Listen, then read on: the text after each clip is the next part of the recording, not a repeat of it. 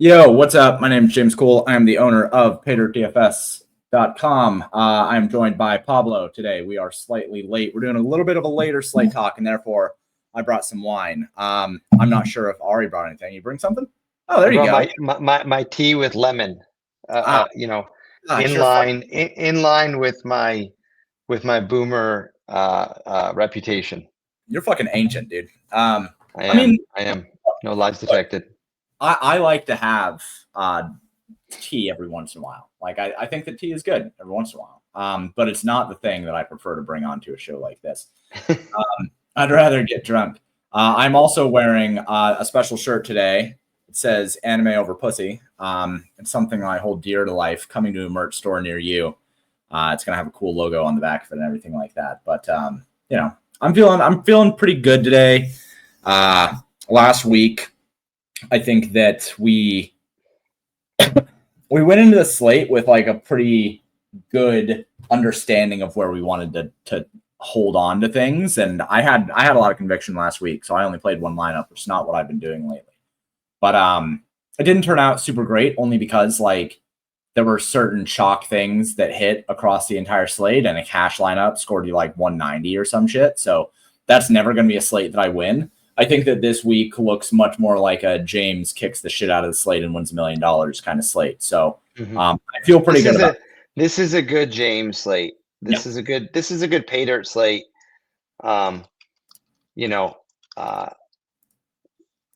So I think we've got a good number of things we could talk about, and I am going to do something though. Nikki said I interrupt you a lot, so I'm going to really try not to. But we do have a schedule for the show, and we try to keep it to a tight hour. So we will keep things organized and moving. To be very fair, I did shows with Blender for 3 years, and so any level of Pablo talking over me is not even close. Nothing. I have dealt with doing shows and writing books with Jordan Cooper. All right, so you're not gonna worry about that. I appreciate Nikki standing up for me, but for sure, like I have dealt with considerably worse. Even there's been some other shows that I've gone on where it's just like, man, I understand that you have opinions, but sometimes just shut the fuck up. So there were times. Hold on, I'll let you get started. Yeah. Times I can remember one specific time where Jordan went on this tirade for like literally 10 minutes, and I had to stop him and be like, "Dude, shut up!" we get it. I had to tell him to shut up on air. So it's these shows are. I'm very good at talking through and talking under. So you know what, Pablo, I understand that you were feeling a type of way by what Nikki said, but my feelings were not hurt. I aim to please. I want the people to be happy, and the people want to hear from James. And my takes are important, but yours are too. So what I would say about the slate that is different from the jump here, it's a pretty different slate than last week. It's a very different slate. Last week we had a very clear-cut roster construction. Mm-hmm. We had a top 5 running back pool that was clearly like above and beyond. Rip me, because I did not really play much Jonathan Taylor, and like he was the one of the 5 I didn't have much of. But that's neither here nor there. This is a new week. This week, I would classify this slate as a much more of a choose your own adventure slate. There are a wide variety of build structures. What I think is exciting, especially for large field players, but even for someone like me who plays smaller field, limited entry stuff, is that depending on your contest list, I think this is the type of slate where good players will build appropriate lineups for their contest size, because there are multiple levers you can pull depending on where you want to plant your flag in terms of your leverage, both in terms of macro construction strategy and also on individual plays. There's a lot of like direct, indirect leverage plays too, where you can play like a stack or a running back instead of it as a form of leverage off the stack. And so it's both fun, but what's been interesting to me is like I'm a little bit surprised by some of the ownership. And I think that part of the reason we're seeing a lot flatter ownership outside of a few players, we'll talk about those players, is that because it is such a choose your own adventure slate, because there are so many different ways you can build, and because there's so many different options, my feeling in general is that the crowd gets a little bit overwhelmed on these slates, and it it it, it also it there are also a lot of good options, and it leads to flatter ownership. So Mhm. I think that lends itself well to players who can build well for their contest size, and I think that we will have a lot of good edge in terms of how to exploit the options this week. Yeah, I'm looking through the ownership right now, and I'm kind of sizing up the range of outcomes so that I can take a look at things a little bit better here. But I had said I did a show earlier this week with Bobby Fi over at True DFS, who Paydirt is a partner with, by the way. You should go check that out. But I had noted that while I thought that there were some things about this week that were similar to last week, we have cheap quarterbacks that we can exploit again. That's one thing that I am going to continue to exploit, as DraftKings has just fucked the algorithm. Yep. We have a lot of mid-range wide receivers to exploit. Again, that's something Yep. that we'll be able to continue to take advantage of. But this week, the big difference this week is that we don't have a plug-and-play running back, and we don't have any plug-and-play 5K wide receivers. I think that people are going to try to force at least one of those things at wide receiver with Jacoby Myers, and we'll talk about that here in a second. Mm-hmm. But at running back, you don't really have a cheap option to make everything work. And that is something that people rely on pretty heavily to not make mistakes at wide receiver. Yeah. Because people suck at picking cheap wide receivers. They're really, really bad at it. And it's much easier to just choose the volume of a cheap running back and have a Jordan Mason that gives you, 25 fantasy points, even though it doesn't play the whole game, right? Mm-hmm. So I think that this week, that's the big functional difference, is that we don't have these plug and play options in the 5K range that unlock a lot of that wide receiver 2 to wide receiver 1 upside. That I think people are going to make some mistakes. And namely, I think the big mistake they're going to make is going to be going with Las Vegas stacks specifically. Mm-hmm. So that's kind of my high level read of the slate. For the most part, I think that a lot of the ownership makes sense, right? Like, it's not going to be that hard for me to build lineups that have a lot of ownership that I think look good. But I do think that there are going to be some people that make some pretty big mistakes this week. Yeah, I think in regard to your point on wide receiver value, or at least mid-range value or punt value, I have started to think about the quarterback position. You made this point, I think, last week or the week before on this pod, on this talk, whatever you want to call it, about thinking about the quarterback, especially when it comes to value quarterbacks, as just like another position, no different than a flex position, right? And one of the things that I think one of the ways that I'm thinking about this slate, and I'll probably have 3 to 4 lineups, and I'll just admit up front, I don't have as much conviction in the slate as I did last week. Is the decision between one of the pay down quarterbacks, which I would classify as Jackson Dart, who's basically a punt at 4,500. Mm-hmm. Mariota at 5K against Atlanta. Drake May at 5.5K, who's not quite as much as a punt against Carolina, and then Geno at 5.4K. One of those guys. Admittedly, Jackson Dart is kind of in his own sort of salary point because he's so much lower than everybody else, versus paying up for like a Stafford, or even one of the elite quarterbacks like Hurts or Allen. Mm-hmm. Our sims very, very, very, very clearly show, as do our range of outcomes, if you want to pull up the quarterback outcomes. And I double checked this right before we went on because I wanted to make sure nothing had changed from this morning when I looked. That it's very hard if you're just looking from a salary relief standpoint. It's very hard to convince yourself to not play one of the cheaper quarterbacks. For me, at least. What's interesting is that some of these quarterbacks, like Geno or Stafford, have elite pairing combinations, like Stafford with Puka and Devontae this week. Like those two receivers look like ridiculously good value in one of two games, the Indy LA game and the Chicago Las Vegas game, that are projected to be, have some shootout potential, but also carry some ownership. And Geno, similarly, you have an option around Jacoby, Trey Tucker, who's cheap, but has gotten a lot of volume, and Brock Bowers, if you think that he's healthy enough to start doing well against the Chicago team that has shown a ton of vulnerability against pass catchers. So one interesting thing to think about is, the trade-off here is like, do you play a Jackson Dart and then you don't have to play a pay down wide receiver or theoretically a punt tight end, because you're getting it through Jackson Dart, right? And for that matter, like you can kind of do that also with Mariota as well, and you can kind of do it with Drake May and Geno, but again, Jackson Dart's 4,500.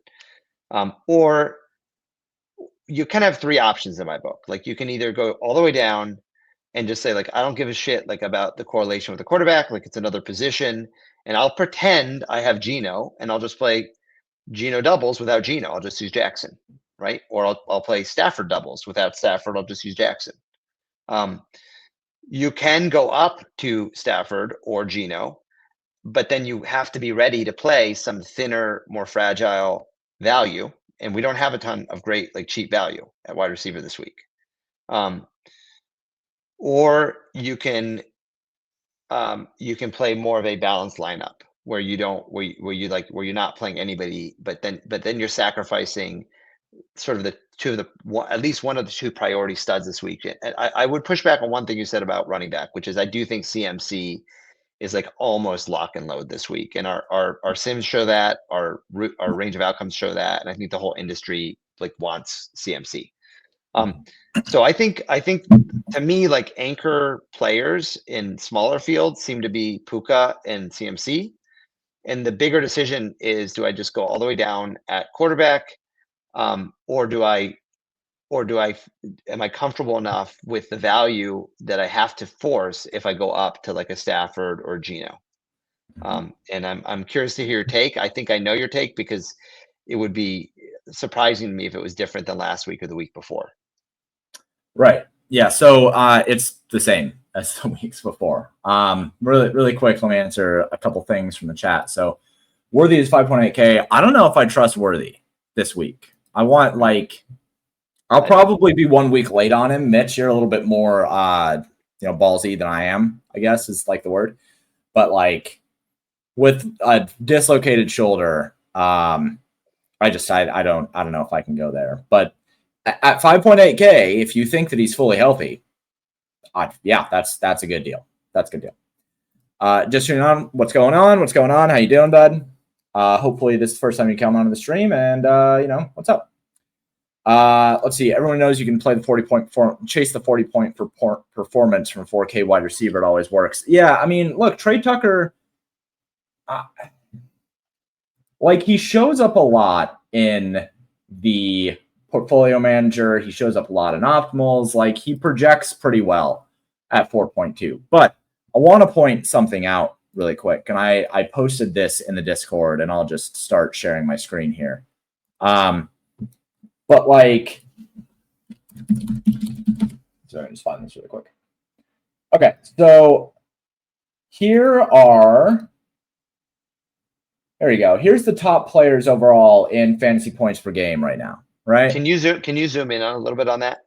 Yeah, there you go. Yeah. So here's the top 20 players right now in actual fantasy points per game.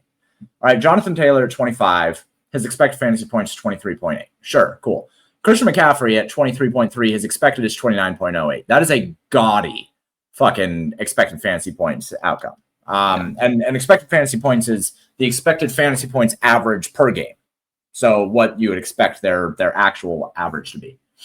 But then you come down here and it's like, okay, here's Trey Tucker. And yeah, it's great that he's averaging 19.73, but his expected fantasy points is only 13.44. And now that's in line with the median expectation of 12.62.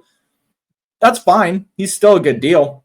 But I don't know if I want to catch 20% ownership on Trey Tucker when he's been outpacing his expected fantasy points by that much. And a mistake that a lot of people make when they think about expected fantasy points per game is saying, oh, well, if they have more than their expected fantasy points per game, that means that they're doing better, and I should think that that's a good thing. No, fucking bad thing. That means that they have been really, really lucky, and variance has been on their side. When variance turns around, they're going to crash back down. The thing with Trey Tucker is that he doesn't necessarily get the kind of work in the areas of the field that we want him to get that leads to fantasy points the most. So he's been overproducing quite a bit. Quentin Johnson is another guy, like averaging 18.57, expected is 13.52. Like there's a handful of these guys who just have been way out producing. Roma Dunze averaging 20.9, expected is 15.34. So that I just think that people should be cautious of chasing these guys who produce on basically what I would call long shot production, because that's just not something that's replicable most of the time. So I wanted to show that really quick as we're talking about Trey Tucker, because he does look like a strong value. Yeah. But I would just be a little wary of him. Yeah, one of the things you mentioned about why you're worried about Trey Tucker, which I think we can extrapolate to the quarterback position, just to backtrack there for a second, is sometimes I think like a counter level to the fragility of a player, a counter lever, is his ownership.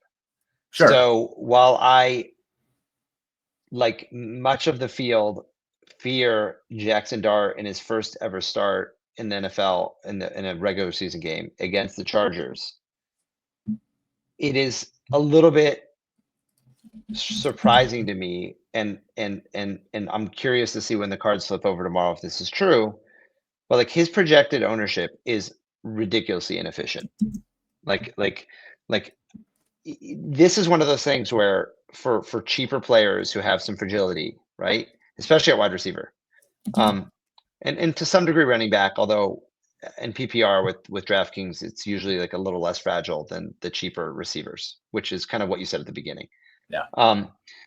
The quarterback, like everybody's a little scared of Dart, and it is kind of like a scary place to play Dart. Like we shouldn't pretend it's not, but an efficient ownership for him and his price, given his range of outcomes, I don't know, it'd be like 15%, maybe, like maybe 20, but not 5. And I'm not hearing much excitement across the industry at all. Like, oh, like whereas with Mac Jones 2 weeks ago, people were fine doing it, and even last week with Mariota, like we were totally fine doing it. And then this week we have Jackson Dart, dude, we're like, whoa, hold on, it's the Chargers. And look, I'm a Chargers stan. Like I think the Chargers are really fucking good this year. I think they probably will win that division, and they have like I think Herbert is looking like he's emerging as a elite quarterback. Yeah. But at the same time, he's 4,500, and it allows you to not have to force a bunch of shitty value in your flex positions, right? So, and again, you can use him, and you can pretend you have Geno or pretend you have Stafford and just double those guys like you have them instead of him, right? And I'm not a sim user I'm a hand builder, but I'd be very surprised if the Sims didn't like that approach, because to me, it seems like a really intuitively logical approach. Yeah, I think it's fucking crazy that people aren't just jamming these cheap quarterbacks. I've been saying it for weeks. Like if you let's just do this, that I've done this on every show now that I have been talking to, right? And let's just go to the overall range of outcomes, and let's just say, all right, everyone under 5K. Any player under 5K, and just show me what their projections are. Oh, hey, look at that. Jackson Dart is the highest. And even like Bryce Young, Tyler Warren is at 14. Spencer Rattler is at 14. Joe Flacco is at 12. Like, you don't even get down. Trey Tucker, people are like super gung-ho to play Trey Tucker at 4,200. And he has a median that's 5 points lower than Jackson Dart. If you just look at Jackson Dart as a player in comparison to other players in his price range, he just blows them out of the fucking water, man. Like he's he's by far the best value on this slate. Yeah. So I understand that it's the Chargers, and I understand that like maybe the Giants really suck dick, and they do. I think their play calling is bad. I think that like last week when everybody was crucifying Russell Wilson for that end zone like fiasco, they had like the red zone fiasco, those 4 plays, and like everybody's like, oh, look how bad he looks, and I'm watching these plays and I'm like, the wide receivers are like walking off the line and like they're running into each other and there's no space. Where the fuck is Russell Wilson supposed to throw the ball? Like maybe the play calling is awful too, but at 4,500, like you're not looking for him to outscore Josh Allen and Lamar Jackson. That's not the goal, right? The goal is to outscore all the other players in his range and then also have a Christian McCaffrey outscore Lamar Jackson or Josh Allen. That is what you do. Yeah. Right. So it's a 2v2 situation with quarterbacks. It's not a 1v1 situation. Yeah. And I think that the other so I made the ownership point here, which is that Dart, everyone's scared of Dart. And so like, this is when you play the cheaper quarterback. Like you don't play him when it's fragile and everyone's playing him. Right. And the other context here that I think is important is if you sort our sheets by median or ceiling for the flex positions, wide receiver, running back, tight end, what we will see is that there are 2 pay up players who are outliers for their ceiling, and even at their expensive price have like a 3x that's better than almost all the cheaper players, which is CMC and Puka, right? And so to me, if you just start with Dark, CMC, and Puka, like you've got a great core right there. And I probably will do that in at least 2 of my 3 or 4 lineups. I just think those 2 guys you showed CMC's expected points and his usage is just insane. And Pearsall and Jennings are both a little bit banged up. I think what I heard earlier today was that Pearsall's probably going to play and Jennings is a true questionable.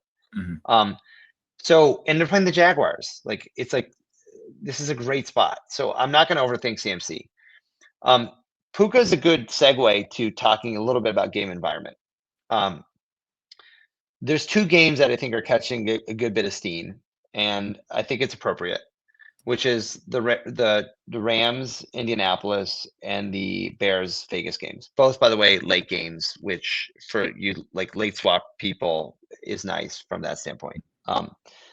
In general, I think late swapping is a little bit overplayed by the touts as like some huge edge. And for NFL, not for NBA, but I don't do NBA partially because I don't want to fucking deal with that. No.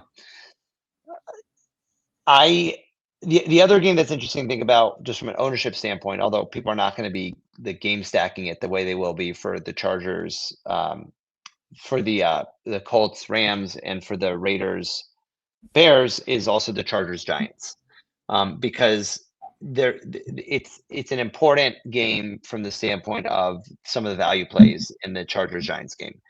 So I would just say that when I think about juicy games, 2 things I keep in mind. One, I think the field is generally overconfident about how those games get there. And I think there's going to be like a very common build pathway for Chicago, Las Vegas. It'll probably be like Geno doubles with Trey Tucker bring back or Jacoby Meyer bring back. People are generally scared right now of Bowers because his early production hasn't been good and he's been gimpy. The Rams Indy game, some people will get up to Stafford and they'll play Stafford doubles with Devontae and Puka, who both fucking project amazing, to be clear, right? The problem is Stafford's price relative to Dart. It's not Puka and Adams. And then people will play Tyler Warren across from that, right? That'll be like the way. Adonai Mitchell, I'm curious to see if you update usage numbers because other sites have Adonai Mitchell at 3,100 on the Colts is like really, really strong value because Pierce is out and they're basically giving Mitchell the Pierce role. So that might be a common punt bring back instead of Tucker if you want to go all the way down to 3,100. And then the Chargers-Giants game is interesting because of two things. Number one, Dart, and number two, Omari and Hampton. And I was really curious when I started diving into the slate and looking at your sheets, like, what does James have Hampton at? Because I don't think anybody believes that the Chargers are not going to score points against the Giants. Like, everybody thinks the Chargers are going to score points against the Giants, right? The question is are they going to do it through Hampton, or are they going to do it more through Keenan Allen, and maybe Ladd McConkey finally starts to get there?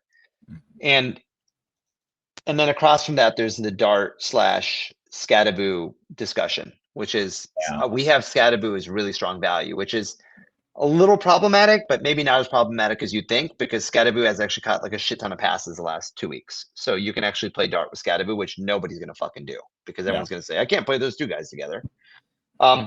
So I just want to hear your thoughts on sort of how you're approaching the Rams Indy game, the Vegas Bears game. And I want to point out to people that I think if you're playing those games, I would say two things. I try to be very thoughtful about the way I stack those games, meaning I think it's more powerful to overstack them if you're going to stack them and just hope they fucking go crazy. And I also think it's important to keep in mind, just like we talk about with baseball, if a team scores 13 fucking runs in baseball, you really like, it's not the 4-player every time, right? Like, it may be Jonty on the Raiders. It may be Bowers. It's not necessarily Tucker and Myers, right? So I just said a lot, and I'll pause there, and I kind of want to get your thoughts on that. Yeah. So before I move forward, let's hit some comments here. Yeah. Love your new pixie cut. This is just my boat all day on the boat. What my hair did after the boat. Not a new haircut. It's a good haircut. Good. Water's good for you. I freshly shaved my head, so you can see that I got a little halo going on here. What anime do I watch? So I am currently watching through Jujutsu Kaisen, even though I hate it. I don't hate it. All right, it's entertaining, but like the story sucks. We're gonna finish up My Hero Academia when the new season comes out in a couple weeks. That has been terrific. The other one that we're mostly watching is Soul Leader. We tried to watch Chainsaw Man and Demon Slayer, but Demon Slayer's fucking dog shit, dude. That is like, Pablo, you're an old man, so you don't care about this, but understand. You're literally speaking it for, like, I have no idea what you're talking about right now. Totally understand. Soul Eater fucking sucks, okay? I'm not going to go on a big rant here, but like Soul Eater is maybe, or no, not Soul Eater, Demon Slayer. Demon Slayer is like probably the worst anime I've ever watched.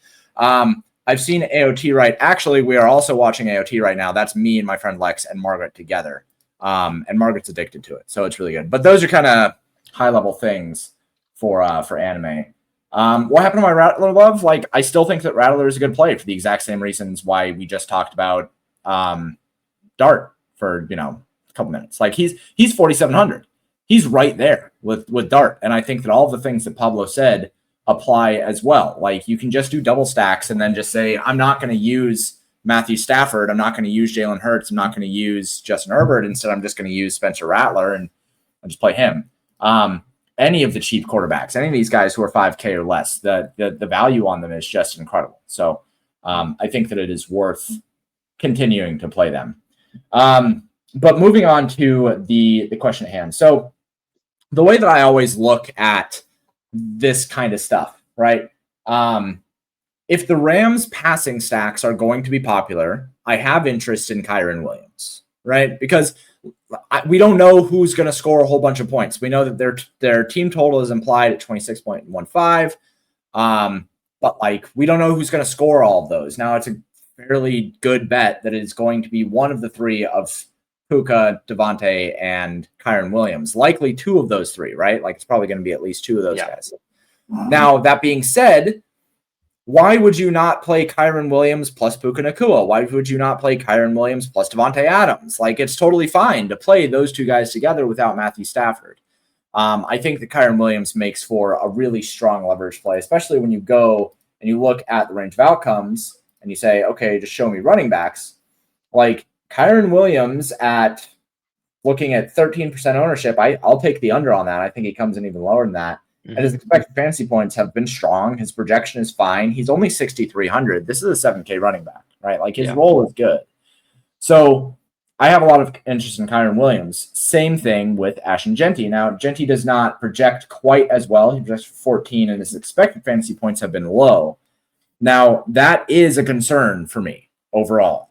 And the reason being is expected fantasy points for running backs is really, really important because there's a lot of weight put into their red zone and goal line usage, right? How many touches and opportunities they get inside the red zone is paramount to their upside because less than 1% of total touchdowns happen for running backs from outside of the red zone. So expected fantasy points can help us kind of say this player has had X amount of work in the red zone. And when a player like Genty has only an expected fantasy points of like 10, that's worrisome. Now, a lot of that comes from the Raiders have just not had that many plays in the red zone. That's another reason why Trey Tucker has bad expected fantasy points is because they have scored from outside of the red zone. They've been very lucky on that kind of stuff. But that should just tell you that unless this team gets lucky or has variance run their way, they're likely not going to be scoring very many fantasy points, right? They're just not going to be scoring points in general. Yeah. So in this realm, when we look at the expected fantasy points for a team like Las Vegas, and we see that it's all pretty low, that doesn't tell me that I want to play Genty instead of a stack. That just tells me that I just want to avoid the game. Because I think that if they don't score from deep downfield, maybe they score a touchdown, maybe they score 2, but I think that the offense in general is just bad. So I would rather just be low on Las Vegas. Now that there are other teams that I'm interested in, like you had mentioned, the Rams. I think the Rams are just a terrific spot to be. That doesn't necessarily mean that I like Matthew Stafford, but I love Puka Nacua and I love Devontae Adams. I played those two without Matthew Stafford last week. I will likely do it again this week if I don't play Nacua plus Kyron Williams. The other team that I think is really interesting this week is Philadelphia. People talk a lot about how the Bears are a really, really bad defense, but if you go over to Fantasy Life and you look at the fantasy boost applied to quarterbacks, like Jaguars are right there, man. They're one of the worst pass defenses in the league as well. Now, obviously, the Cowboys, we don't get to pick on them this week, but no, Philadelphia's playing the Bucks. You mean the Bucks? We're right below. Oh yeah, the Bucks. Yeah. Like we have a nice fantasy boost there as well, right? So I think that it makes a lot of sense to look at Philadelphia stacks who are right there. Yeah, they're going to be low owned, very low owned. They're low owned and they're cheap, right? Yeah. Like I mean, they're cheaper than this Ram stack at 20,000. Yeah. Usually last year, Philadelphia stacks were upwards of 21, 22,000. They were the most expensive stacks on the slate every single week. So to be able to get Philadelphia stacks in a nice matchup with a good team total at a price point that I think is acceptable and low ownership, that's a really, really nice spot. So the Rams, Philadelphia, I think San Francisco is in a pretty decent spot. I wouldn't mind going back to Brock Purdy, playing Purdy plus Pearsall plus Christian McCaffrey. I've done that, and I've had good success with that. And then the other one that I think is really interesting that we didn't really talk about or that you didn't mention that I think is going underlooked here is Indianapolis. Daniel Jones has been playing incredibly well. He has a huge rushing floor as well. Michael Pittman and Tyler Warren are both popular pieces. And by the way, it costs barely $15,000 to stack them. They're cheap as fuck. So you can do whatever you want with Daniel Jones, Michael Pittman, and Tyler Warren as your base stack. And it's not like the median is all that bad. The 4X, I think, is the best on the slate at 12.9. And the ownership is not high enough. Most of the ownership, in fact, going to Tyler Warren. So that's part of why I was saying that this slate is a choose your own adventure slate. Because depending on your field size, like if you're playing smaller field, you can just be creative about the more popular games. I don't think you necessarily need to avoid them. Like you can play the Chargers Giants game, but hey, look at the number 2 stack there. Like you could play a Herbert double. Like no one's gonna play a Herbert double. Like everyone's playing Omari and Hampton, right? Like or Scattaboo. Like what if it's just fucking Herbert to McConkey and Keenan Allen and Hampton? Like last week they had a little more running back usage. So everyone's super excited about Hampton, especially with the injury they have, where Hampton is basically their only running back. Totally get it. But guess what? The first 2 weeks, 3 weeks, everybody was talking about how the Chargers are the heaviest pass team in the whole fucking league. So now because they had 1 week where they use Hampton a bunch, he's like, they're going to just make him a workhorse. Like it's very possible that that Herbert throws touchdowns to Allen and McConkey, right? And McConkey finally fucking gets there. By the way, at low ownership, especially after last week when people took a chance on him and he still didn't get there. If you want to play a little bigger field, you say, you know what, maybe I'll just play pieces of those games, but I'm not going to focus on the popular games. I'm going to focus on a little bit of the less popular games. And then if you want to play really large field, you say, I'm going to actually game stack one of these games that's lower on. One of the nice things about a slate like this one, where you can tailor your build strategy to your field size, is that ownership the soakage, like sort of where all the ownership goes, is fairly predictable, and you can use that to decide what you're going to do. And so the other game, I think that you mentioned one of the games that I think is going to go overlooked. Like one of the games that's going to go overlooked is Philadelphia Tampa. Like that game has a nice total. Those are two decent offenses, and there's a lot of ways to attack it. The other game that I don't like my brain is telling me from a game theory standpoint, like you should have one team that is heavily invested in this game, but like everything I look at and my heart tells me I can't and I don't want to, is Baltimore KC. Like that game is going to be fucking unowned compared to all these other games. But if we sort by game totals, there's 3 games. There's one game. There's basically 4 games with really good game totals. 2 of them are getting a ton of ownership. Indy Colts are number 1 with a 49.5 game total, which has climbed by 3 points. Las Vegas, Chicago has a 48-point game total, also getting a lot of ownership. Buffalo, New Orleans has a high game total, but that one it's all Buffalo. They have a 31.5 game point total, and New Orleans has a 17. So Buffalo's expected to crush them, right? It doesn't mean that like Jawan Johnson or Olave or even Rattler don't have value, but it's not like one of these more evenly matched games where there's shootout potential. And then the other game at the top there with a 48.5 game total, right? More than the Chicago Las Vegas, and 1 point less than Los Angeles Indy is Baltimore KC. And those fucking players from that game are unowned, completely unowned. And the reason is because you either have to play like a super expensive Lamar with who the fuck you pair him with, you don't know, right? Or you have to play Mahomes, who everyone is like, the fucking Chiefs suck now. Like you can't play Mahomes anymore. But I'm just saying, for larger field, there's a decent chance that like Vegas, Indy, like have some pieces that go off, and Chicago, Las Vegas, like have some pieces that go off.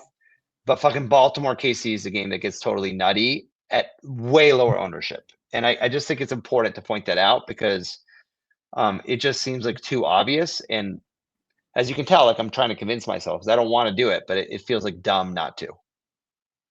Yeah. I think that there's some bias there to say these are really good teams, so they're going to score a lot of points. But I think that also people need to understand that the Chiefs are not a good offense anymore. Like they've been one of the worst offenses in the regular season for the better part of 2 years. They have an offensive coordinator that does not want to push the ball down the field. Patrick Mahomes is incredible, but he's basically just got him and then no one else. And there's my child. What's up, bud? How you doing? Good night. I love you. God, he's so cute. What a cute kid. What a cute kid. Anyway. I think if I don't disagree with you, and that's why I don't want to play the game. I'm just pointing out that everybody feels that way, and it has a high game total. So if we're wrong, and the Chiefs just had a bad start, like we're going to be like, why the fuck did we not play this super high total game when it was unowned? That's all I'm saying. I'm with you on that. And then the other thing to point out there is if you're not playing that game, and I don't know that I'll convince myself to do it, is it's worth considering whether you fucking go back to Henry. Because someone's going to score points in that game. I guess it could go like way under, but like it's hard to imagine that the Baltimore Ravens don't score like 3 or 4 touchdowns. And so if you don't want any Lamar or anybody else from that game, maybe you play a really low owned Henry, who, if you want to play the narrative game, coming off that like bad fumble in prime time, wants to avenge himself. I don't know if you need another reason to convince yourself besides the fact that he's Derrick Henry. So the Ravens are also a bad defense, to be fair. To Ed Mass's point here.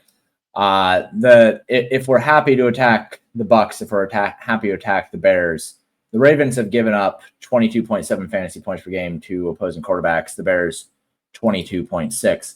If we look at wide receivers, then it's a little bit worse, I guess. Oh wow, I thought this was going to be higher. It's pretty neutral for wide receivers. That's interesting.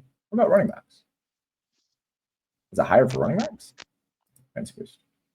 Yeah, I mean, the other thing is Henry's only like.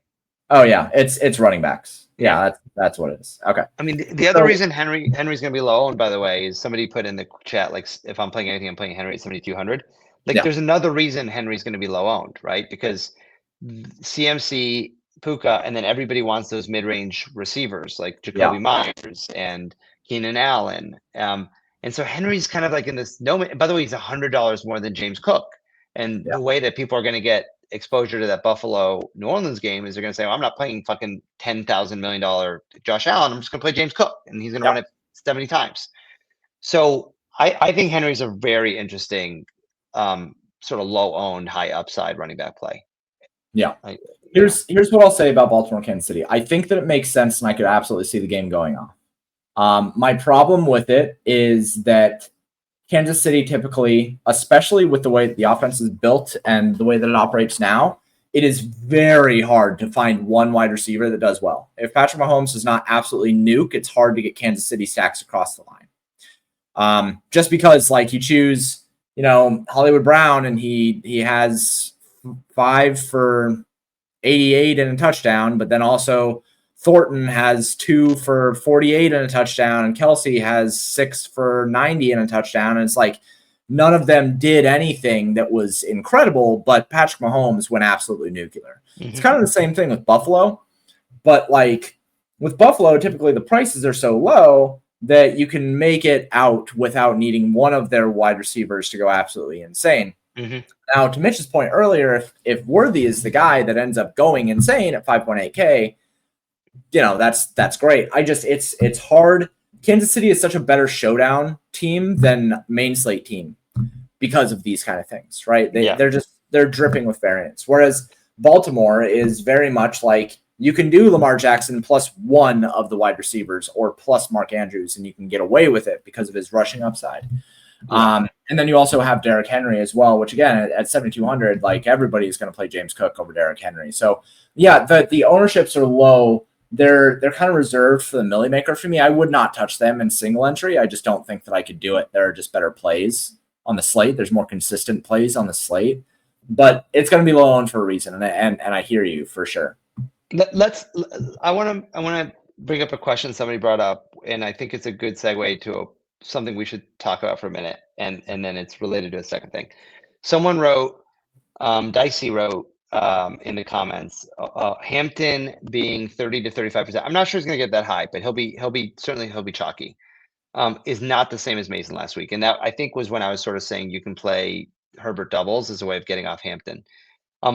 One of the things I like to do with chalk is ask myself if we're making assumptions that are more fragile than people want to admit, right?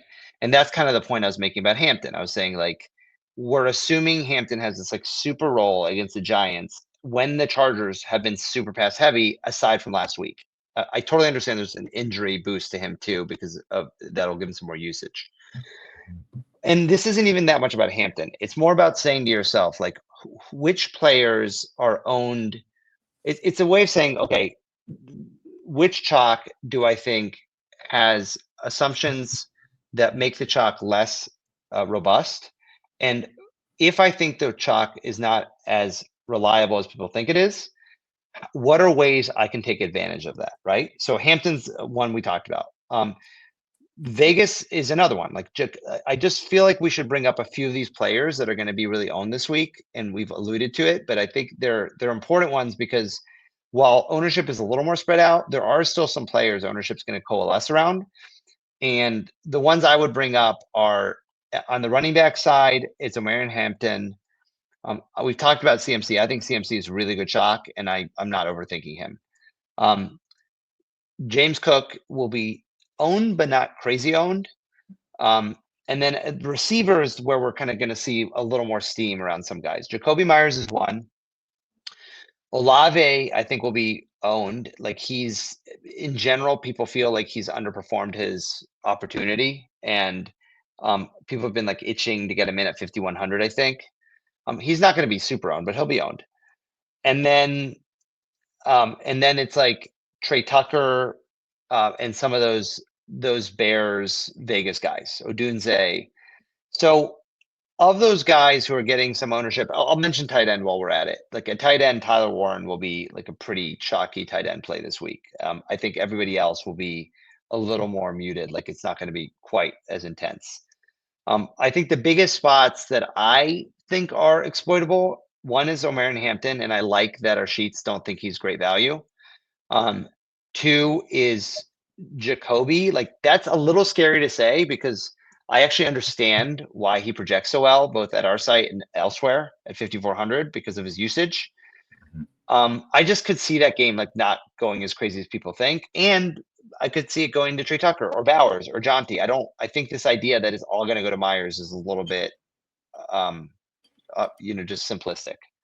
So, but what are your thoughts on like exploiting sort of inefficient assumptions around chalk? Yeah, I think that it's important, especially in week 4, to say that we are still kind of flying blind. And people make these assumptions about things based off of what has happened, but ignore what likely should have happened. I do think that specifically around Jacoby Myers, I had already said earlier that I think the Las Vegas offense might just suck. And if the Las Vegas offense sucks, then that's going to drag down the whole ship. And we might see double-digit ownership for all of Jacoby Myers, Trey Tucker, and Geno Smith, right? Quarterback. Yeah. We might see double-digit ownership for all those guys. But for sure, we're going to see double-digit ownership for Jacoby Myers and Trey Tucker. So, I think that in situations like that, whenever a bad team is chalk, I'm happy to just kind of like wash my hands of that and let other people kind of make those mistakes for the most part. Now, what I will say is even when people are overconfident in chalk, it doesn't necessarily mean that I want to avoid it entirely. I'm fine with eating some Jacoby Myers chalk if I think that the rest of my lineup has enough leverage already that I can just be like, fuck it, I'll just play Jacoby Myers. But, especially when I MME, one of the things that I'm trying to do for the most part is say, okay, if this player is going to be chalk, I need to make sure that I'm not playing them with other players that I am a little bit wary of, and that people are overvaluing. But when we look at this week for ownership, it doesn't apply all that much, I don't think. It's a lot flatter.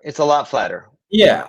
Like, if Jacoby Myers was going to project to be 30% owned like Rome Odunze, I was really skeptical of Rome Odunze last week, right? Like, I did not play him. I was very skeptical of him. And people are looking at Jacoby Myers as the exact same play this week, and that's wrong, right? Like, it's not the same situation.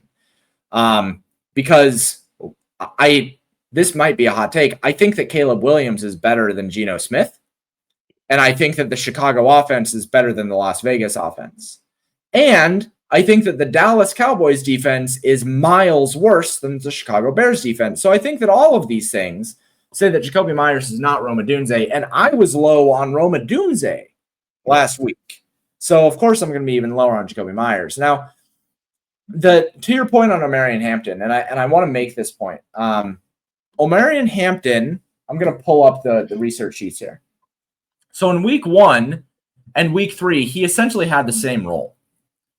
His expected fantasy points were just way higher in week 3 because he had a couple more targets and he had rushes from inside the 5 yards. And when you get those things, your expected fantasy points go way up. So he has looked fine, but I don't think that his role is going to be dramatically different than it was before the injury to Najee Harris.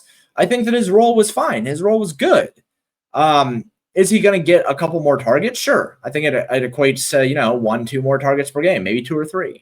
Yeah. I do think that he will likely have a near monopoly on inside the 5 rushes. I think that that's fine. Like, he's going to be a notably better play. And with all of that being said, his expected fantasy points average was still 14.62 before the Najee Harris injury. So yeah, I think he's a slightly better play than he would have been, but he's 5,900, and that's still like inching up there in price. Like, Kyren Williams is 6,300. I think that you're not necessarily getting like some slam dunk running back play out of Amari and Hampton. I think he's a good play, but I don't think he's a slam dunk. I think there's just a lot of, I think it's important to admit that there's just like a lot of weight. One of the inefficiencies, I keep saying inefficiencies, but at the end of the day, like a lot of what we're trying to do in DFS is just to find inefficiencies and figure out how to exploit them, right? In that Chargers Giants game, like there's just, I think what you can do is you can say like, is the field overconfident about the way a game is going to play out? And and that might mean that people are overconfident in Hampton, so you play the Chargers passing stacks. That might mean that people are overconfident the Chargers kill the Giants, and so you play Dart and you play Scattaboo, right? There's just, and you can do that with the Vegas Bears game, and you can do the same thing with the Colts Rams game. Or you can just say, you know what, I'm getting off the board and I'm going to play the fucking Bucks Eagles, or I'm going to get even more off the board and play the Ravens Chiefs, right? And that is what I was talking about before about building to your field size. Like I for smaller single entry 3 max, like I probably won't get off the more popular games. I'm just going to try to play them in ways that are creative. The other thing I'll say is that while ownership for sure is flatter this week, and this was a point that was more relevant to last week when we had the 5 running backs that were kind of like the obvious 5 running backs everyone played. There is still, especially for MME players, I think, a kind of like a next tier down of ownership with a lot of players in both the games we've talked about and lesser owned games that have a lot of upside that will be really low owned. Yeah. Like a lot of the mid-range receivers and running backs, like a lot, like more than I'm used to seeing this week. Like in the Colts game, like Pittman like is going to be owned, but like he'll be single digit in most fields, right? I already mentioned Ladd McConkey. Like Ladd McConkey won't be very owned. There's a ton of players in that like 5,500 to 7K range. And I think one interesting way to play this week is say, I am, to your point on like full total lineup leverage, say, I'm going to play a lineup that's appropriately leveraged for my field size. And one of the ways I'm going to lever is by playing some of these lesser owned, high upside, mid-range players that are just fucking not owned. And they're only not owned because people are just so anxious and itchy to play those game environments we've already talked about that they're overlooking these other guys. Mm-hmm. Gibbs is another one somebody mentioned in the chat. Like that's another good example. Yeah, I think that this is a perfect week to do these pivots. I said at the beginning of this where I think that people are just going to make a lot of mistakes when it comes to picking their wide receiver 2s and wide receiver 3s this week. Running back is not hard, I don't think. If we look at running back, like, look, we can just parse this down and say, fuck it, just give me running backs. And let's take a look. It's like, okay, Christian McCaffrey, fucking great play. Jonathan Taylor, awesome. You want to play Bijan Robinson? Be my guest. Jahmyr Gibbs, awesome. Saquon Barkley is going to be underowned. I think he's actually a really, really good play. Bucky Irving, like, looks good. James Cook, fine. You want to eat some chalk? Go for it. Kyren Williams, like, look, we have running backs that we can play. And you fucking pick your poison, right? It's wide receiver where people are going to fuck up this week. Because then if we go over to wide receiver and say, okay, just show me wide receivers. Like, yes, Puka Nacua, terrific play. But then, we have all of this non-ownership all the way down to Jacoby Myers, who projects as like wide receiver 22 or something like that on the slate. But he's behind Quentin Johnson and behind Ricky Pearsall and behind Keenan Allen and behind Debo and behind McMillan and behind Devontae Adams. And like, these are all guys who are well within range of him. Devontae Smith is 5,400. Chris Olave is 5,100, right? We have all these. We haven't even really touched on Debo Samuel. But Debo Samuel at 3% owned, there is no Terry McLaurin. Yeah. And by the way, Mariota, who like again, everybody was fucking thrilled to play last week. Like we were like, if you don't play Mariota, you're kind of dumb. Like he was in like half my lineups. Yeah. You can play Mariota with Debo, and you have like fucking you have two players that are like unknown, right? Forget Dart. You can just go 500 to Mariota if you want. Right. And it's 11K to play those two, right? I mean, like it's not this just people are going to make so many mistakes this week because when you sort by ownership, it's like, oh, everyone's going to jam Jacoby Myers and Puka Nacua. Puka Nacua is a fine play. People are going to jam Jacoby Myers. I think that Trey Tucker is going to get squeezed up. He's going to be 20% owned. Like Devontae Adams is going to end up 16, 17% owned. I think that we'll see a couple more of these guys like Chris Olave, I think is going to catch some ownership. But like then you still have like you sort by median, or let's sort by 3x. Olave, Keenan Allen, Juwan Jennings, Michael Pittman, Quentin Johnson, Devontae Smith, Datoria McMillan, Ricky Pearsall, Roma Dunze. Everyone was tripping over themselves to play Roma Dunze at 5,400. Nobody is going to be playing him this week. It projects for 10%, but I'm going to take under on that. Like nobody's going to play him at 6,300. So we have all of these plays at wide receiver, and so it makes it really, really easy this week, I think, where – and this is kind of like where we end up on with how you approach the roster construction stuff. I'm fine with just playing the chalk running backs and then just getting different at wide receiver. It's really easy this week. Sometimes it's not as easy, right? Sometimes last week it was harder. 2 weeks ago it was harder. There were really, really good wide receiver plays. This week, man, you can play whoever you want. Now, the one caveat that I have there, I did run the portfolio manager before we started things up, so I could take a look. I did want to show really quick that Puka Nacua and Christian McCaffrey are basically just locked in place. Yeah, that's what I was saying. Like those to me, like if you're playing, especially smaller field, I would just start with those two players. And if you can fit them with some of the pay up quarterbacks, you're like great. But if not, just fucking play May or Dart or Mariota with those two guys. Right. I mean, Puka Nacua is like he shows up a fucking lot. It's really hard to avoid those two players this week. Like for me in smaller field, it's very hard. I will say that, when we're looking at this, like Trey Tucker shows up a lot. If I'm saying like, oh, I'm super not into Trey Tucker and I remove him, then it's kind of like, all right, well, what does that leave me with in terms of players? Do I still get as much Christian McCaffrey and Puka Nacua? And yes, of course I do. Now I'm just getting a lot of Chris Olave and Keenan Allen. Right.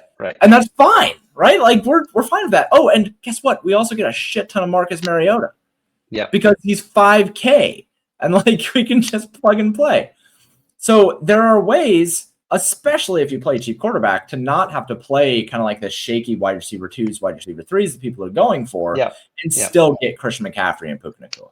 Yeah, and I honestly, when I started, James somewhat famously convinced me to stop playing on FanDuel. Thank you, James, as well as others. One of the things I did not like about DraftKings when I first came over 3 years ago was I felt like you had to nail the dart throw punt receiver. And that was true for a while when you had really tighter pricing, because it was like you had to get up to Hurts or Josh Allen or the pay ups. But when you have these quarterbacks that are just so cheap, and if you and especially when you have a bunch of them, when you have May and you have Mariota and you have Dart, and if you don't like those guys, you can just go up a little bit to Geno, or you can go up a little bit to, one of the other guys who are at least mid-range, like even Stafford. You don't have to force, like one of the notes I made to myself this morning when I was going through the slate is like, don't force thin plays. Like there's just no need to. Like I'm not saying be a chalk donkey and play every fucking chalk player, but even if you don't play Jacoby Myers, you just went through all those receivers. Like you can play a zillion different receivers in the mid-range who all project really well in really nice spots at low ownership, because we have salary relief at quarterback, and we have and we have good running backs, and outside of CMC, the running backs aren't even that expensive either. Like they're not punt guys. Like I'm not into Hampton. I do think Scadaboo is going to be a little bit overlooked for the same reasons people don't want to play Dart. And we have a really nice projection on Scadaboo in terms of like he's the only guy like down in that he look, his relative value is fantastic at very low ownership. He's like the running back version of Jackson Dart, for the same reasons that people don't want to play Jackson Dart, right? So I think it's an exploitable slate. I do. I think what's going to be hard about it is I think it's a little bit of a better of a large field slate, because I think what you can do with like Portfolio Manager and with MME, if you're good at doing it, is you can do what you said. You can you can limit your running back exposure to like the top like 8 or 9 guys that you really like, and you can more heavily expose yourself to CMC. And then you just like rotate around the cheaper quarterbacks and the receivers. With small field, you kind of like, you need to sort of make some flag plants, and that can be hard, and especially when there's like a lot of different ways to do it. The last thing I want to say before we answer any final questions is, if you do really like a spot and it's not the appropriate leverage for your field size, consider playing either the early or the late slate to play that spot. Like, so I actually want to overstack the Rams Indy game. Like, I kind of like Stafford like triples even, because they're so fucking concentrated in that offense with Kyron, Puka, and Devontae.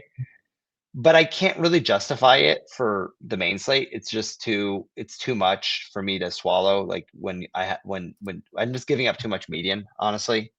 But that's why I'm gonna play a couple more contests in the late slate, because I think it's fine for late slate, right? So it's not something we talk about enough. I try to mention it when we do these, because I don't think enough of the fantasy world in general does it, which is be thoughtful about what contests you register to. And something I heard Mike Leone actually say he got advice on, which I came to that conclusion a year or two ago, was he said, build some lineups to see kind of like what you like, and then register for the contest sizes that are appropriate for what you like. Right. So if you like shit that's super fucking leverage, and if you want to game stack Philadelphia, Tampa Bay, fucking play some larger field stuff. Right.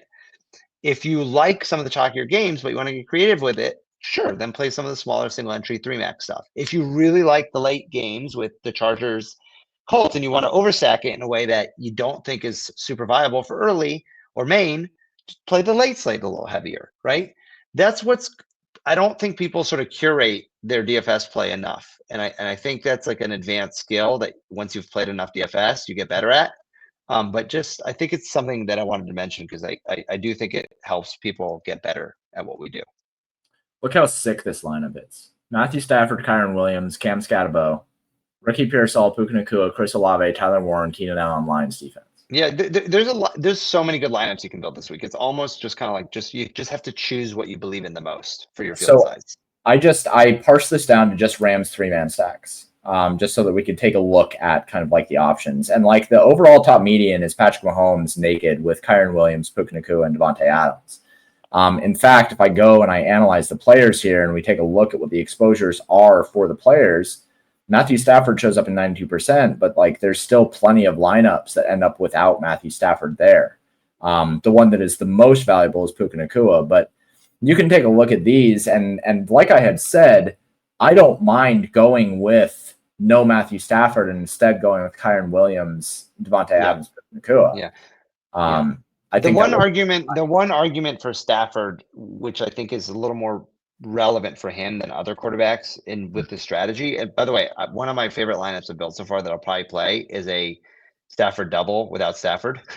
but to counter myself on that, like, it's a little easier to convince yourself to do that when the quarterback runs. And Stafford, like, the only way he's getting there is if he's kind of for him to get there, he has to drag receivers with him.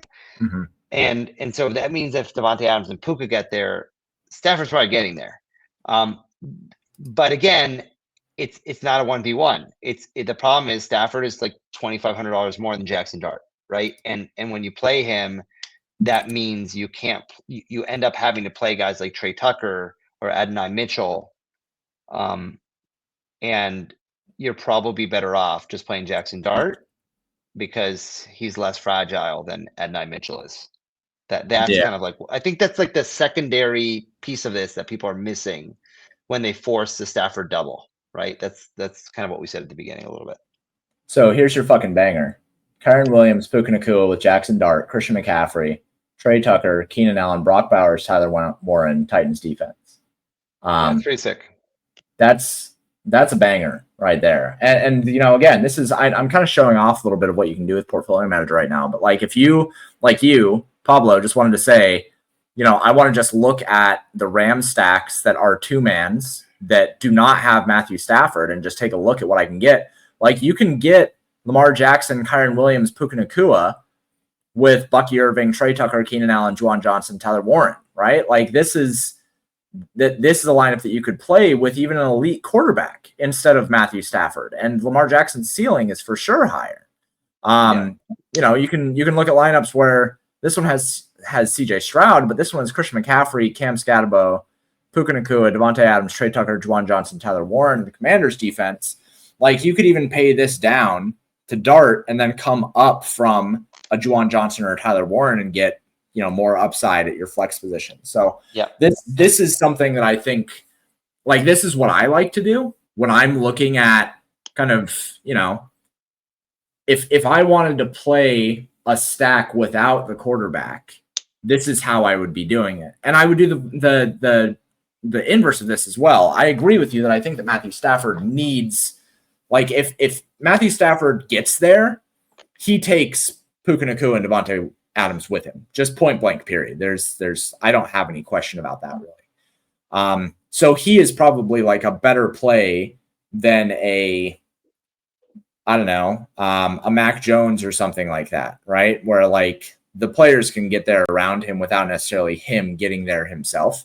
Whereas Matthew Stafford is completely reliant on those two guys. So but I'm with you. I think that this week, like, it kind of pays itself really well to what I have been preaching over at Paydirt this year, in that you don't necessarily have to think about the quarterback in your stack, especially when we have such condensed target shares for wide receivers and these teams that are only going to throw to like 3 or 4 guys, or you have a Daniel Jones or a Drake May or a Jackson Dart, where it's just like, it doesn't even matter if they score 30 fantasy points, as long as they score 20 and 25, like, you are in competition. So it's a good one. So let's do 2 things. Is there any final questions? And then if there's any specific play that you've been popping up around that makes you excited to play that player, do you want to do some final questions first? Yeah. Let me. I've been trying to keep up with them somewhat as we've been talking. Inefficient assumptions would be a sick Matic YouTube thumb. Man, fuck Matic. Gibbs. I can't wait for someone to steal that as a podcast title on DFS. Inefficient assumption. I'm not famous enough for that, but somebody should use it. It's a really good one, actually. Well, I do have a platform. I own a site. We could do that. Inefficient. Maybe we should call this that. Inefficient assumptions. That's not a bad Slate Talk name. That's good. We're okay. Fucking trademark it now. Can you go trademark that really quick? Inefficient. Give us a sick play tomorrow, as well as Laporta. Yeah, Detroit has a really, really good team total. And also, I think that Detroit against Cleveland, like, I don't think that Cleveland is good, but Quinshon Judkins is going to go under-owned, I think, for his role, which was really good last week. I'll talk more about Quinshon Judkins in the Discord, I think. Yeah, I might be overreacting a little bit to primetime Lions Ravens, but I also do look, defense is defense. Like, I don't overthink it. Just like play, like, whatever you like and whatever you can fit. Yeah. I will say I kind of like am excited to try to figure out if I can play Detroit against the Browns. I think Detroit's defense is fucking really good this year, and and the Browns are the type of team that will just like chuck it like 50 times, and Flacco against Hutchinson is going to be a problem for Flacco. God, fucking statue. Scat shows up a lot in the Sims. Yeah, he's a really good play. He's a good play, man. Scat is a good play. People are so scared to play Scat and Dart this week. It's like of all the assumptions that I'm kind of most excited to play, which is kind of like not my MO, because I've generally been risk averse, and that's why I play smaller field. Like, I think Scat, Dart are those are the 2 plays that project really, really well, that should be way more owned than what the field's going to use them for, because everyone's scared to play them against the Chargers. Yeah, when I run through the portfolio manager, I mean, Scatterbo shows up quite a bit with Puka Nacua. Trey Tucker shows up as like the main line value, but man, 54% of my lineups have Christian McCaffrey and Puka Nacua. I'm just gonna lock them. Yeah. Scatterbo is a really, really good play tomorrow at 5,500. Let's see. What are the injuries for the 49ers? So I need to be looking at Bourne. Man, I played Bourne last week and it pissed me off. I don't think you need to. It's just maybe for super large field, but we have so much value that there's no need to play these. I think the injuries for the Niners are basically Pearsall and Jennings are questionable, but what I've heard in the industry is that Jennings is a true questionable and Pearsall, we'll find out later tonight. So we'll know by tomorrow morning. But I think Pearsall try playing, but just play CMC. And then if you really want to play somebody else, play Pearsall. And if we get clearance on Jennings, I think he's a fine play too. He's pretty cheap. Yeah. I don't mind Bourne in large field. I might have some in the middle, but I don't. I wouldn't look at him outside of that. How feasible is playing Dart against good Chargers defense? So we've touched on that a whole bunch on this one, but just to answer this one, because I know that you came in a bit late, we think he's way undervalued. He's a strong play, 4,500. We've been jamming cheap quarterbacks all year so far, and I'm not going to stop now, even with the Chargers defense being good. I think that Dart is. I used to have this theory in baseball where when a player got called up, their first game, they would that was like their ceiling. It's very true for pitchers. I do that all the time for pitchers in baseball because there's no book on them yet. There's the scouting reports are all from the minors, and they don't really have a good report on those guys. Yeah. So I think that you get these guys who are getting a start, and there's a human element that is just non-quantifiable, right? And so we end up with these guys who, for Dart, it's a quarterback. He can inject a lot of life into this offense. He can be this beacon of hope for the New York Giants. There's a lot of reasons to think that he would be, propped up, that they're going to throw everything that they can into this offense and into this script to make sure that he looks good. So, 4,500 for a rookie making his first start. I think that he's a fine play, even against the Chargers defense. Now, I don't think that I will have, he's not 4,000, and that $500 does make a bit of a difference. And there are other plays that I think you can play that, this is not like a Mac Jones starting situation where I was just why the fuck is the field not just he should be 35% owned. I think Dart should be 20% owned, 15 to 20, but he won't be. He won't be even 5% owned, right? So I'm happy to have some. I'm probably going to have him mixed in with Daniel Jones and Marcus Mariota and these other cheap quarterbacks. But, he's definitely undervalued. So, yeah, let's move on to the players that we are just most into this week. Pablo, why don't you give one that is just kind of a more the player that you want to build around? Well, I'll just say I will probably have Puka and CMC in almost every lineup. So, but we've already sort of said that. Look, we've already talked about Dart a bunch. I'm going to have Dart in at least 2 of my 3 or 4 lineups. I think it's just he's too cheap for all the reasons you just mentioned. At the flex position, a guy you mentioned who I think is ironically underowned this week. It's kind of funny. I think some of it's because of his price, and some of it is just because there's just so many other players in this range that people want to play at receiver. Is Rome Odunze. It's kind of funny, right? Because he was the guy we were didn't want to play as much before. I think people are gonna be what the fuck? Why don't we play Rome Odunze again? Why wasn't he why aren't we talking about Rome Odunze the way people are talking about Jacoby Myers this week? I don't really understand that. So, and I would even I'll take it one step further. I think the weird play in that game that I think is interesting is Moore. No one's gonna play Moore. He's gonna be 3%. He's maybe 2 off the board for my shit. But he was I totally get that Odunze kind of inherited the mantle of the guy this year in Chicago, and so far that's been definitely true. But Moore started getting some play last week, and he's a really good player. They even designed some runs for him last week because I think they wanted to get him more involved. I think he's going to be the type of guy that's an example of a guy who I think is really good, has not had the role people expected so far. And it's kind of like playing the 6 hitter in a game that scores 20 runs in baseball or 10 runs in baseball instead of playing the 4 hitter.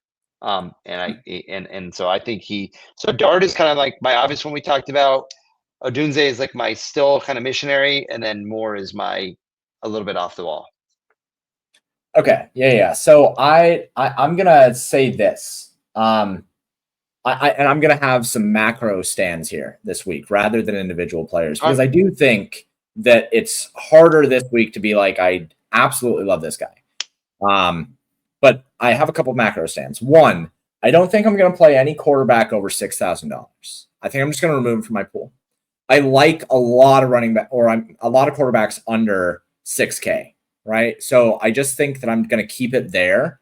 And that has me, I am really into the idea of playing Daniel Jones and Indianapolis stacks. If I have like any individual stack stand, I think that that's the stand that I like the most. And then the other macro stand that I think I'm going to take is I think I'm going to take all of Las Vegas out of my pool. That's ballsy. Yeah, I think that there are just so many ways that you can get value and make plays work without Trey Tucker and without Jacoby Myers. And removing them and saying, I think that Las Vegas's offense sucks, and saying that I don't think that the Chicago Bears defense is going to be a defense that like is just dog shit atrocious all year. I think that they have had some bad games, but like, I don't think that they're the Cowboys. I think there's just going to be too much ownership on Las Vegas. So I think that I might remove them from my pool. And that would probably be enough, just those two things, to where I could just like optimize on ownership otherwise and just be happy. Right. So I think that there's some easy ways, not necessarily to find upside, but to kind of say, I think that I'm going to avoid these landmines and remove 40% of the field in doing so. And it lets you kind of build in a really free way. So let's see. That's wild. I like LB tomorrow. They're underpriced. Yeah, they are underpriced if you think that they're an offense that is, league average or good. And I don't necessarily see from the expected fantasy points that they are an offense that we should be super high on. Junty looks good, but the rest of the offense sucks. I mean, like, there's a reason why his expected fantasy points is like less than 10. It's because they can't get into the red zone. Like they're not good. Genty might look good, but he is getting contacted like 100% of the time behind the line of scrimmage. I just don't think they're a good offense. So another question here: am I going to play neighbors with Dart? Yeah, I think that's great. I think that's absolutely. I think you can. I don't think you have to. I think Dart is cheap enough with at 4,500. He could run one in, and he could throw one to Scadaboo. He could throw one to the short guy. What's his name? The other receiver they have. I always forget his name. No, Robinson. Yeah. But I would put neighbors in the category of what we were saying before of the upside. One of those many receivers with upside potential that won't be owned. And one of the nice things is he, if you do play Dart, they're correlated. So I think it's a really nice play. Yeah, he's 7K. I mean, I don't think you have to. But I don't think you have to. No, you don't have to. By any means. I think you can play Dart I think you play Dart totally naked. Yeah. He's 4,500. You just treat him like a tight end and you just play him by himself. I think that's totally fine. But if you want to play him and have the correlation with neighbors, I think that's great. Like, do that, and then if you want to do even more than that, right? And say like this game has like some cheap guys. I mean, Keenan Allen is still really, really cheap and is producing really, really well. You can still play him on the other side of Malik Neighbors and Jackson Dart if you want to. Yeah. So I think that there are a lot of ways to find relative ownership on this slate and upside. But yeah, this slate, this looks like a Paydirt James crushes this slate kind of slate. So I'm excited to win $1 million more. That's what I'll say. I'm excited. I too will almost exclusively be focused on sub 6K quarterbacks. The only one I might make an exception for is the guy who have a little bit of a man crush these days, which is Justin Herbert. I just think that people. I do think the Chargers will score points. I like Scadaboo. I like Dart. I think we've discounted the chances that Allen, Ladd, Justin Herbert, they outscore like every other stack, and that is also supported by them being the second highest median and ceiling in our stacks. And I don't know. I might force one, but other than that, I'm totally with you. Like I'm playing pretty much exclusively the cheaper quarterbacks. I don't really see a point not to. Yeah. Last couple questions here. Do I ever play Tucker Myers together without Geno, or play that type team with Jones? 100%. Yeah, go for it. I would rather do that. I think that there will be more people that play them together with Geno than people that play them together without Geno. So I'm totally fine with playing them without him playing. Once you accept that premise that you can play a double stack without the quarterback, it's a very liberating realization. Like it allows you to build lineups that other people don't build and you never would have built. It's something that I've come to this year and that you've been preaching for a while. It's a very helpful approach. Like just pretend you have Geno, but use Dart instead, and just pretend Geno's there, but it says Dart, and then just play your double without Geno. Or at the same time, play up and play Lamar Jackson or Josh Allen. Right. I mean, like you can absolutely play Josh Allen by himself, and instead of the Buffalo wide receivers, which is always a fucking Russian roulette game, just play Myers and Tucker, and that's fine. Yeah. Little early insight to showdown season since we won't be up for 9:30. Oh yeah, we have that fucking early game. I mean, yeah, okay, sure, whatever. Give me a second. My insight to showdown season is that I will be getting bagels for my family at that time. I hate early showdown games. I'm not. I mean, the early. Once I did KBO, it got all the early ability in my life gone. Let's see what we got here. I don't think ownership. Admittedly, 9:30 showdown's not the same thing as waking up at 4 a.m. to check KBO lineups. Yeah. But that was all we had. In my defense, that was all we had during COVID. For a little while, all we had was KBO, and then all your fucking e-game shit started. And I tried that for a little while, and then I realized that I didn't care enough about it. The esports days were incredible. Yeah. So I don't have ownership updated yet. Like the projected ownership and stuff is just fucked up right now. Like Justin Jefferson's not only going to be 36% on flex, but from an exposure standpoint, Justin Jefferson as the top exposure captain, he's not going to project for 28% ownership in the captain. So I think you can fairly say that Justin Jefferson is a good play there. Carson Wentz, Jalen Warren, Jordan Mason. I'm going to guess, let's see. I think that Aaron Rodgers is going to look bad. He still looks bad right now. So yeah, I mean, Justin Jefferson captain, highest exposures in the flex, Carson Wentz, Jalen Warren, Justin Jefferson, Jordan Mason, DK Metcalf. This is a pretty regular group. I'm going to have to rerun things in the morning just because ownership is so valuable when it comes to this stuff. But I mean, I think that if you're looking for me to say good slate, bad slate, this will be a good slate because of the way that these offenses are put together. I think that you can play double running backs from either side. Like both running backs were involved for both of these teams. Jalen Warren is banged up a little bit, so we think that he's probably going to share his role a little bit. DK Metcalf is always going to be a high upside wide receiver as well as Justin Jefferson. One thing that I think is really important with Pittsburgh is that their tight end room has been shared quite a bit.